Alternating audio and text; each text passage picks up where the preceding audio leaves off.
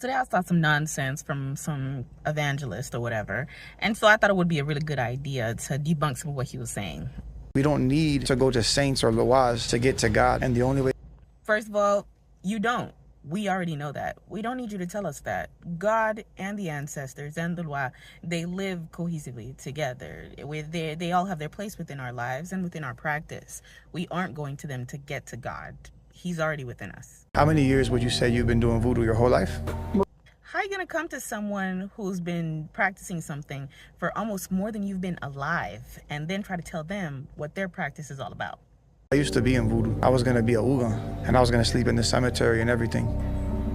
I used to have all the altars and everything. And I don't know who's putting that man in that cemetery, bro, but half of us don't be out here. Most of us, in fact, almost none of us have ever slept in some cemetery just for the sole purpose of trying to be an Unga. Talking about, oh, I was going to sleep in the cemetery and everything.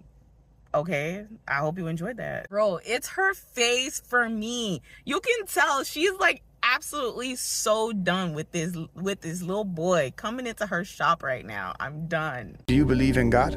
Yeah, God is first. When you do voodoo, you have to call God first. This God detests it. We don't need to go to saints or loas to get to God. Notice how he talks about we need to go through the spirits, so we think that we need to go to the spirits to get to God, but she specifically says that God is first, but of course he doesn't acknowledge that. Never mind absolutely disturbing this woman, her peace, and everything in between without ever really getting her consent for all of this. Not his message, not his preaching, none of this. But thank you, because of course your opinion needed to be heard. And finally, it's really important to note his story, because considering the fact that he had all of the altars and whatever, and he was going to do all this to go all the way as an Unga or something, then he should have learned what Vodou is. You have to think about his perspective going into Vodou in the first place, because he kind of sounds like so many of the people who come into the practice seeking out power.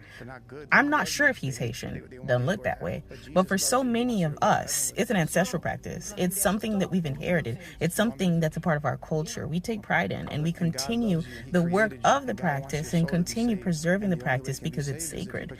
Our ancestors died for the ability to practice and for the opportunity to practice, as it was literally being ripped from them.